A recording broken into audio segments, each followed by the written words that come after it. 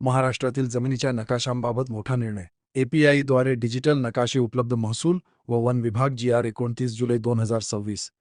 नमस्कार मित्रांनो, आजच्या व्हिडिओमध्ये महाराष्ट्र शासनाच्या महसूल व वन विभागाने 29 जुलै 2026 रोजी जारी केलेल्या एका महत्त्वाच्या शासन निर्णयाची माहिती जाणून घेणार आहोत.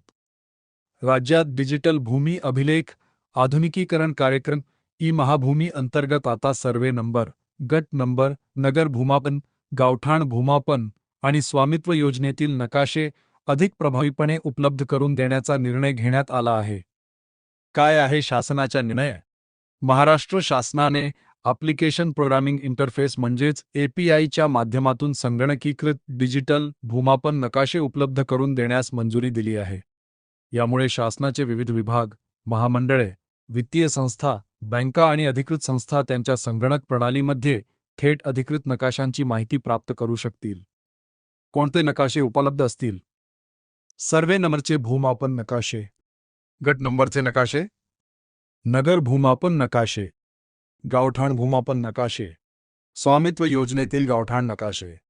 या सर्व नकाशांचे स्कॅनिंग आणि डिजिटायझेशन पूर्ण झाले असून ते आधीपासूनच भूनक्षा पोर्टल पाहण्यासाठी उपलब्ध आहेत.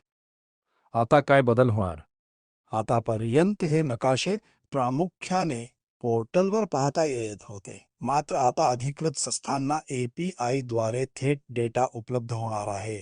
त्यामुळे कर्ज मंजुरी, मालमत्तेची पडताळणी, सरकारी योजना आणि इतर प्रशासकीय कामे अधिक जलद आणि शासनाने निश्चित केलेले शुल्क. शासनाने API द्वारे नकाशे उपलब्ध करून देण्यासाठी शुल्कही निश्चित केले आहे. एक संपूर्ण गावाचा नकाशा. शुल्क 5,000 रुपये. शासन हिस्सा 3,000 रुपये. जमाबंदी आयुक्त PLA 2,000 रुपये. 2. प्रत्येक शहर किंवा नगर भूमापन आलेख. शुल्क 500 रुपये प्रति आलेख. शासन हिस्सा 300 रुपये. PLA 200 रुपये. 3. स्वामित्व योजनेतील गावठाण नकाशा. शुल्क 2,000 रुपये. शासन हिस्सा 1,500 रुपये. PLA 500 रुपये. API सुविधा कोणाला मिळणार? ही सुविधा सर्वसामान्य नागरिकांसाठी नाही. API द्वारे डेटा स्ट्रीमिंगची सुविधा केवळ अधिकृत संस्था, सरकारी विभाग, महामंडळे, सार्वजनिक उपक्रम, बँका आणि शासनाशी सामंजस्य करार MOU करणाऱ्या संस्थांनाच उपलब्ध असेल. या करारातील अटी व शर्ती निश्चित करण्याचे अधिकार जमाबंदी आयुक्त व संचालक भूमी अभिलेख महाराष्ट्र राज्य पुणे यांना देण्यात आले आहेत. डेटा सुरक्षेबाबत मोठी अट. API द्वारे बल्क डेटा डाउनलोड किंवा डेटा स्ट्रीमिंग करताना digital personal data protection act 2023 मधील सर्व तरतुदींचे पालन करणे संबंधित संस्थांसाठी बंधनकारक असेल. म्हणजेच नागरिकांच्या वैयक्तिक माहितीची गोपनीयता राखणे आवश्यक राहणार आहे. निष्कर्ष.